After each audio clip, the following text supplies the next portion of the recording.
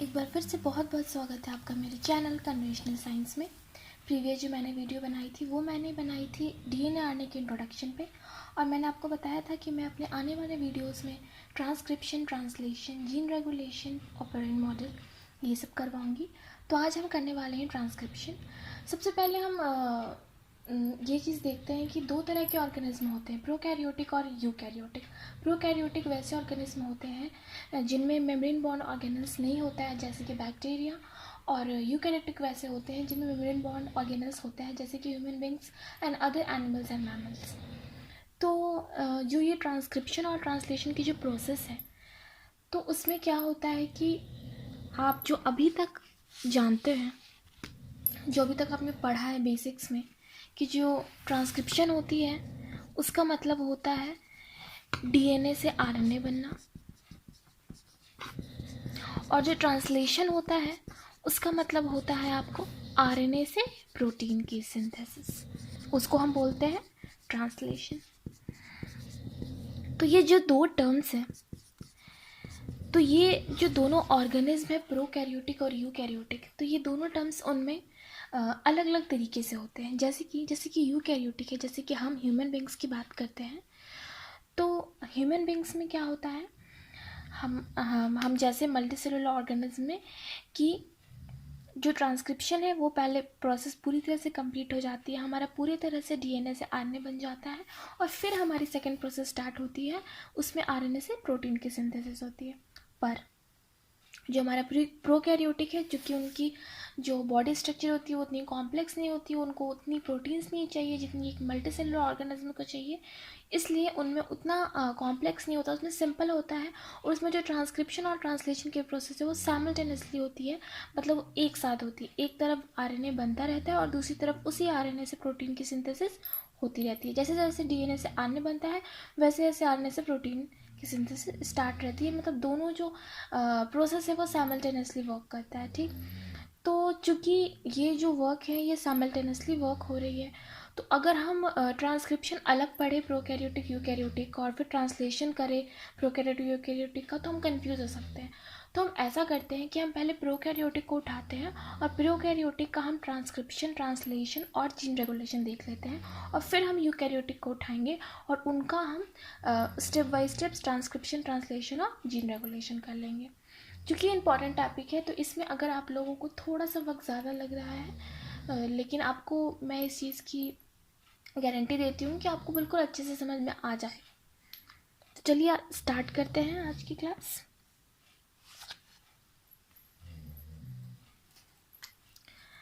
सबसे पहले आप देख रहे हो कि जीन एक्सप्रेशन, ठीक है। अब ये जीन एक्सप्रेशन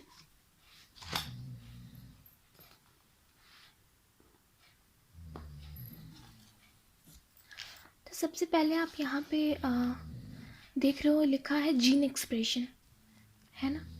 अब ये जीन एक्सप्रेशन क्या होता है? जीन एक्सप्रेशन होता है डीएनए से किस तरह से प्रोटीन की सिंथेसिस हो रही है, उसको हम बोलते हैं जीन एक्सप्रेशन। तो आप जब जानते हो कि डीएनए से पहले आरएनए बनता है और आरएनए से फिर प्रोटीन बनती है, तो ये जो जीन एक्सप्रेशन है इसको आप बोल सकते हो कि ये कॉम्बिनेशन है ट्रांसक्रिप्शन और ट्रांसलेशन प्रोसेस का। मतलब अगर हम ट्रांसक्रिप्शन और ट्रांसलेशन प्रोसेस को कलेक्टिवली बोले तो हम उसको जीन एक्सप्रेशन बोल सकते हैं। ठीक, तो इसमें वही बताया गया है कि gene expression is the process by which the information encoded by an gene is used to direct the assembly of a protein molecule. किस तरह से हम किसी भी डीएनए मॉलिक्यूल से, डीएनए के सीक्वेंस से प्रोटीन की सिंथेसिस करते हैं, इन चीज़ों को बताया गया। और डीएनए का वो सीक्वेंस जो कि आपको प्रोटीन सिंथेसिस, डीएनए की वो सीक्वेंस जो कि बाद में प्रोटीन बनाते हैं, मतलब उस सीक्वेंस के थ्रू प्रोटीन बनता है, डीएनए के उन सीक्वेंस को हम सिस्ट्रॉन्स बोलते हैं। ठीक है, तो जिस तरह से मैंने आपको बताया कि जो ये जीन एक्सप्रेशन है इनकी दो पार्ट्स हो जाएंगी, ट्रांसक्रिप्शन और ट्रांसलेशन। ट्रांसक्रिप्शन आज जित तक आप लोगों ने बेसिक पढ़ा हुआ है, मतलब डीएनए से आरएनए बनना। ठीक है, तो ये जो प्रोकैरियोटिक है इनमें बहुत सारे रेगुलेटर्स होते हैं। रेगुलेटर्स एक तरह का प्रोटीन होता है जो कि दूसरे ये जो ट्रांसक्रिप्शन की प्रोसेस उनको कंट्रोल करता है। ठीक है, तो बहुत तरह के रेगुलेटर्स पाए जाते हैं। ठीक, जो एंजाइम जो है, जो ट्रांसक्रिप्शन में, प्रोकैरियोटिक ट्रांसक्रिप्शन में जो हेल्प करता है, जो करवाता है, वो है आरएनए पॉलीमरेज। ठीक है, जो प्रोकैरियोटिक ट्रांसक्रिप्शन होता है वो 3 स्टेप्स में होता है, इनिशिएशन, एलोंगेशन और टर्मिनेशन। अब हम इन स्टेप्स को बारी बारी से करेंगे। सबसे पहले हम देखते हैं इनिशिएशन। तो जिस तरह से नाम खुद ही बोल रहा है, इनिशिएशन मतलब क्या होता है, कोई चीज़ को भी बिगिन करना, किसी चीज़ को स्टार्ट करना, है ना। तो सबसे पहले हम देखते हैं कि चूँकि ट्रांसक्रिप्शन में आरएनए पॉलीमरेज की बहुत बड़ी कंट्रीब्यूशन है, क्योंकि वही करवा रहा है। अगर वो ना रहे तो हमारी ये रिएक्शन ही ना होगी। तो हम थोड़ा सा आरएनए पॉलीमरेज के बारे में देखते हैं कि जो आरएनए पॉलीमरेज है उसके 2 पार्ट्स होते हैं, एक कोर एंजाइम पार्ट और दूसरा सिग्मा फैक्टर। तो जो कोर एंजाइम पार्ट है उसमें आपको रहते हैं 2 अल्फा, 1 बीटा और 1 बीटा पॉलीपेप्टाइड चेन, और दूसरा आपका होता है सिग्मा फैक्टर। ठीक है, तो ये जो सिग्मा फैक्टर है क्या करता है कि सिग्मा फैक्टर जो है सिग्नल को आइडेंटिफाई करता है। डीएनए जो मॉलिक्यूल है जिससे हमारा आरएनए बनता है, तो हम ट्रांसक्रिप्शन की प्रोसेस डीएनए की किसी भी सीक्वेंस से तो नहीं स्टार्ट कर देंगे ना, किसी भी साइट से तो नहीं स्टार्ट कर देंगे, एक स्पेसिफिक साइट तय रहती है। तो उस साइट की जो पहचान है वो हमारा सिग्मा फैक्टर करता है, और उस साइट को हम +1 से रिप्रेजेंट करते हैं। अब यहाँ पे एक टर्म लिखा गया है कि sigma factor identified start signals और DNA molecule and directs RNA polymerase to select initiation sites on promoter region. Promoter region क्या हुआ, तो मैं आपको एक रफली बताती हूँ, क्योंकि अभी आप इसके बारे में आगे डिटेल में देखोगे ऑपरेन मॉडल में कि जो हमारे डीएनए सीक्वेंस है जिससे कि हमारा प्रोटीन बन रहा है उसको हम सिस्टोन बोलते हैं। तो उसका कुछ स्ट्रक्चर है वो इस तरह से होता है कि आपको स्ट्रक्चरल जीन्स होती हैं जिसको हम शॉर्ट में ZY बोलते हैं।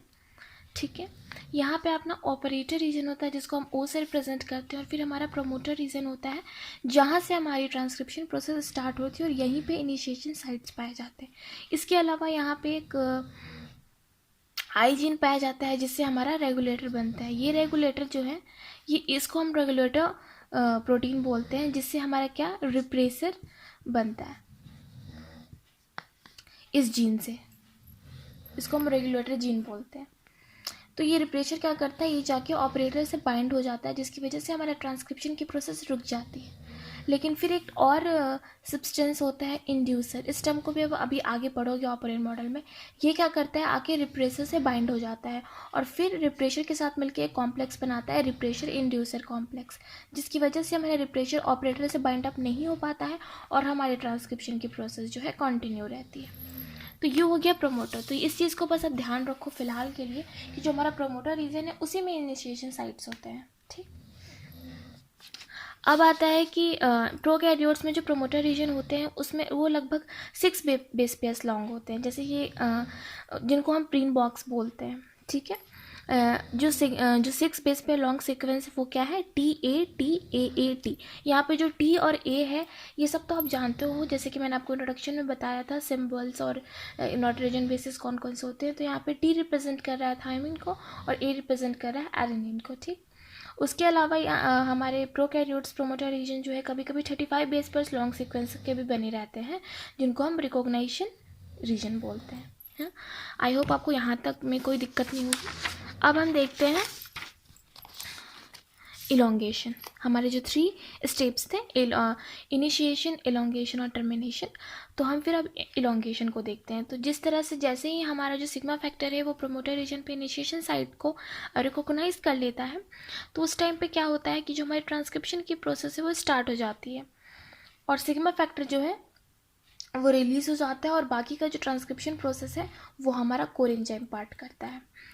RNA polymerase add complementary base to the template region of DNA. It adds C to G and A to U. आप जानते ही होंगे किस तरह से, जैसे कि डीएनए का रेप्लिकेशन आपने देखा होगा 10th में देखा होगा या फिर 12th में, कि जो अगर हम सिंथेसिस करते हैं तो ए जो दूसरा स्ट्रैंड बन रहा है, अगर पहले स्ट्रैंड में AUT ऐसे करके है तो दूसरे में उसी के कॉम्प्लीमेंट्री, जैसे ए के कॉम्प्लीमेंट्री आपको T बनेगा, Q के कॉम्प्लीमेंट्री आपको U कह रही हूँ जी की कॉम्प्लीमेंट्री आपको सी बनेगा, सी की कॉम्प्लीमेंट्री जी बनेगा। उसी तरह यहाँ पे चूँकि डीएनए से आरएनए बन रहा है, तो एक चीज़ का आप ध्यान रखिएगा कि जैसे ए से टी बनता था, यहाँ पे नहीं बनेगा, क्योंकि यहाँ पे डीएनए से डीएनए नहीं बल्कि डीएनए से आरएनए बन रहा है।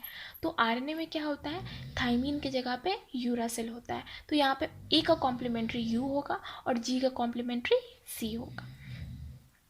और जो ट्रांसक्रिप्शन की प्रोसेस है ये एनर्जी कंज्यूमिंग प्रोसेस है, इसमें एनर्जी लगती है, तो जो कि किसके थ्रू होती है, एटीपी और जीटीपी के थ्रू। यहाँ पे एटीपी हमारा एनर्जी करेंसी है हमारे बॉडी का, जिसका फुल फॉर्म है एडोनोसिन ट्राइफॉस्फेट, और जीटीपी का हो गया गुआनोसिन ट्राइफॉस्फेट।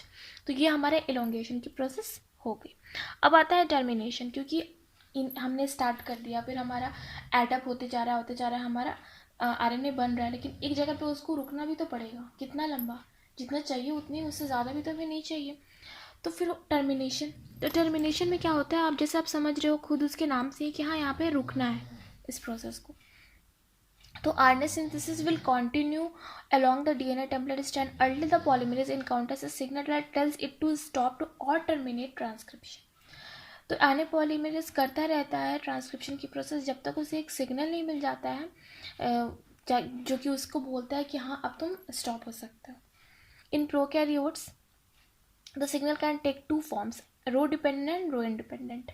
अब यह है कि जो कभी जैसे कि मैंने आपको बताया टर्मिनेशन प्रोसेस में क्या होती है कि आरएनए सिंथेसिस होती है और हमारा जो पॉलीमरेज एंजाइम है वो तब तक ट्रांसक्रिप्शन के प्रोसेस कंटिन्यू रखता है जब तक कि उसे सिग्नल नहीं मिलता है कि हाँ अब हमें जो ये है स्टॉप करनी है। तो जो सिग्नल जो देता है जो मॉलिक्यूल, उसको हम टर्मिनेटर बोलते हैं। उसके अलावा किसी किसी ऑर्गेनिज्म में देखा जाता है, किसी किसी सेल्स में देखा जाता है कि कुछ रो फैक्टर्स दिखते हैं। रो फैक्टर्स क्या करते हैं, ये भी टर्मिनेशन में हेल्प करते हैं। तो उन सेल्स में, उन ऑर्गेनिज्म में जिनमें कि रो के थ्रू टर्मिनेशन होता है और उनमें जिनमें कि बिना रो के होता है, उस बेसिस पे जो ट्रांसक्रिप्शन की प्रोसेस है उनको हम दो तरह से जो ट्रांसक्रिप्शन की टर्मिनेशन वाली स्टेप है उनको हम दो पार्ट्स में डिवाइड कर सकते हैं कि रो इंडिपेंडेंट टर्मिनेशन और रो डिपेंडेंट टर्मिनेशन। ठीक, अगर हम रो इंडिपेंडेंट टर्मिनेशन की बात करें जिसमें कोई रो फैक्टर का कंट्रीब्यूशन नहीं है, तो उसमें इसको हम इंट्रिंसिक टर्मिनेशन बोलते हैं। ठीक, इसमें क्या होता है, it involves terminator sequence within the RNA that signal the RNA polymerase to stop. इसमें आपको डीएनए आरएनए पॉलीमरेज जो है, आरएनए जैसे जैसे वो करता जा रहा है ट्रांसक्रिप्शन, लेकिन खुद आरएनए में ही उसको एक ऐसा टर्मिनेटर पॉइंट मिलता है, एक ऐसा सिग्नल उसको मिलता है कि अब हमारे ट्रांसक्रिप्शन की प्रोसेस को स्टॉप करनी है। ठीक, जो टर्मिनेटर सीक्वेंस होता है इसको आरएनए पॉलीमरेज कैसे पहचानेगा, तो इसको पहचानने का एक होता है कि ये पैलिंड्रोमिक सीक्वेंस होता है। पैलिंड्रोमिक का मतलब होता है वैसा वर्ड जिसको हम आगे से या पीछे से पढ़े तो वो सेम ही दिखता है, वो सेम ही अपीयर होता है। जैसे कि मलयालम, उसको आप आगे से पढ़ो या पीछे से पढ़ो सेम ही होता है। तो पैलिंड्रोमिक सीक्वेंस होती है, तो जिससे हमारा तो हमारे डीएनए में पैलिंड्रोमिक सीक्वेंस होती है जो कि ट्रांसक्राइब होती है। तो चूँकि वो रिपीट हो रही है वर्ड, जो स्टार्टिंग में थी वो बाद में भी वही वर्ड आ रही है, जिसकी वजह से क्या होता है, एक इस तरह का हमारा आरएनए बन जाता है। हेयर पिन स्ट्रक्चर इसको हम बोलते हैं, जिसकी वजह से क्या होता है, यहाँ पे जो हमारा आरएनए पॉलीमरेज है वो स्लो डाउन हो जाता है उसकी प्रोसेस, और फिर हमारी जो ट्रांसक्रिप्शन की प्रोसेस है वो टर्मिनेट हो जाती है। तो ये हो गया आपको रो इंडिपेंडेंट टर्मिनेशन। उसके बाद से कुछ कैरेक्टरिस्टिक बताए गए रो इंडिपेंडेंट टर्मिनेटर्स की, कि ये जीसी रिच होता है, मतलब गुआनोसिन साइटोसिन रिच होता है। ठीक, यहाँ पे आप देख रहे हो कि यहाँ पे ज़्यादा पर आपको जीसी जीसी जीसी ही दिख रहे हैं। उसके अलावा ना सिर्फ जीसी के अलावा कभी कभी ये एयू का भी होता है। ठीक, उसके बाद से जो हमारा सेकंड मैकेनिज्म है टर्मिनेशन का, वो है रो इंडिपेंडेंट टर्मिनेशन मैकेनिज्म, जिसमें कि आप नाम ही से देख रहे हो कि रो डिपेंडेंट यानी कि इसमें रो फैक्टर का कॉन्ट्रीब्यूशन होगा। इस this mechanism uses a termination factor called rho factor, which is a protein bind at a rho utilization site on the nascent RNA strand and runs along the messenger RNA towards the RNA-P। यहाँ पे RNA-P का मतलब है RNA polymerase. तो actually ये जो termination factor है, rho factor का यूज़ किया जाता है रो इंडिपेंडेंट टर्मिनेशन मैकेनिज्म में, जो कि एक प्रोटीन है, अपने हेलिकेज प्रोटीन होता है। ये एक तरह का हेलिकेज प्रोटीन है जो कि डीएनए की अनवाइंडिंग में हेल्प करता है, मतलब डीएनए के स्ट्रैंड्स को अलग अलग करने में हेल्प होता है इसका। ये क्या करता है कि नेसेंट आरएनए स्ट्रैंड से जाके जुड़ जाता है और वहाँ पे जो हमारा टर्मिनेटर रीजन है वहाँ पे जाके क्या करता है, ये बाइंड अप हो जाता है और फिर आरएनए पॉलीमरेज की तरफ जाता है और आरएनए पॉलीमरेज की तरफ जाकर उसको डिसोसिएट करता दे देता है डीएनए से, और इस तरह से जो टर्मिनेटिंग इस तरह से वो ट्रांसक्रिप्शन को टर्मिनेट कर देता है। तो ये जो हुई, ये ओवरऑल प्रोसेस हुई, मैकेनिज्म हुई रो डिपेंडेंट टर्मिनेशन मैकेनिज्म की। और आई होप आप रो इंडिपेंडेंट टर्मिनेटर भी अच्छे से समझ गए होंगे। तो एक दोनों एक समरी है पूरे ट्रांसक्रिप्शन प्रोसेस की, किस तरह से क्या हो रहा है। सबसे पहले इनिशिएशन की प्रोसेस हो रही है जिसमें हमारा आरएनए पॉलीमरेज बाइंड हो रहा है, उसके बाद से जिसकी वजह से डीएनए की जो है अनबाइंडिंग मतलब उसका खुलना स्टार्ट हो जाता है। उसके बाद से ट्रांसक्रिप्शन की प्रोसेस स्टार्ट हो रही है, इनिशिएशन ऑफ आरएनए सिंथेसिस। उसके बाद से एलोंगेशन हो रहा है, आप देख रहे हो ये जो पिंक वाली है ये आपको नया जो आरएनए सिंथेसिस हो रहा है वो है। उसके बाद से आपको इलोंगेशन होता है, उसके बाद से फर्दर इलोंगेशन और थोड़ा सा लंबा हुआ, उसके बाद से आप देख रहे हो कि काफ़ी ज़्यादा लंबा हो चुका है, अब इसको टर्मिनेशन करना पड़ेगा। तो हमारा जो आरएनए पॉलीमरेज वो एग्जिट कर लेता है और फिर यहाँ पे हमारी जो आरएनए सिंथेसिस है उसकी प्रोसेस स्टॉप हो जाती है और हमें अपना आरएनए ट्रांसक्रिप्ट मिल जाता है। तो ये जो है ओवरऑल समराइज्ड व्यू है हमारे ट्रांसक्रिप्शन प्रोसेस प्रोकैरियोट्स का। तो आई होप आपको ये चीज़ समझ में आई होगी। जो मेरी नेक्स्ट वीडियो होगी वो होगी ट्रांसलेशन इन प्रोकैरियोट्स, जो कि मैं जल्द ही निकालूंगी। अगर आपको इस वीडियो से कुछ भी डाउट है दैन प्लीज़ आस्क, और उसके अलावा आप मेरे इंस्टाग्राम पेज कन्वेंशनल साइंस पे भी अपनी क्वेरीज पूछ सकते हैं।